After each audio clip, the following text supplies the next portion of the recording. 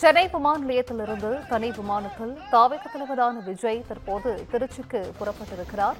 தாவேக தலைவர் விஜயின் வருகையொட்டி திருச்சியில் பாதுகாப்பு ஏற்பாடுகள் தீவிரமாக மேற்கொள்ளப்பட்டிருப்பதாகவும் அண்மை செய்தியானது வெளியாகியிருக்கிறது.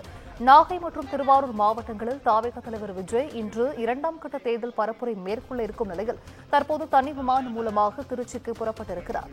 கூடுதல் விவரங்களை செய்தியாளர் சக்திவேல் வழங்கிட கேட்கலாம். சக்திவேல், வணக்கம். இது குறித்த விவரங்கள்.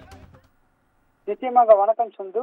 தமிழக வெற்றி கழக தலைவர் விஜய் கடந்த 13ஆம் தேதி திருச்சியில் தனது தேர்தல் பரப்புரையை தொடங்கினார். இன்று நாகை செல்லும் விஜய் காலை 11 மணி அளவில் வாஞ்சூர் ரவுண்டானா பகுதியில் மக்களை சந்தித்து உரையாற்றுகிறார்.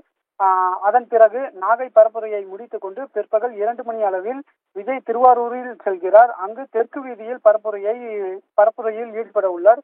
விஜயின் பரப்புரைக்கான ஏற்பாடுகளை அந்தந்த மாவட்ட தமிழக வெற்றி கழக நிர்வாகிகள் மேற்கொண்டுள்ளனர். விஜயின் பரப்புரையொட்டி காவல்துறையினர் தரப்பில் 20 நிபந்தனைகளுடன் விதிக்கப்பட்டுடன் பலத்த பாதுகாப்பும் போடப்பட்டுள்ளது.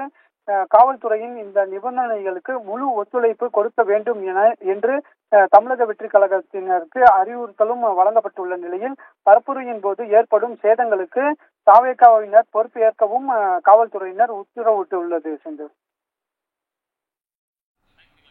விவரங்களை வழங்கியமைக்கு நன்றி சக்திவேல்.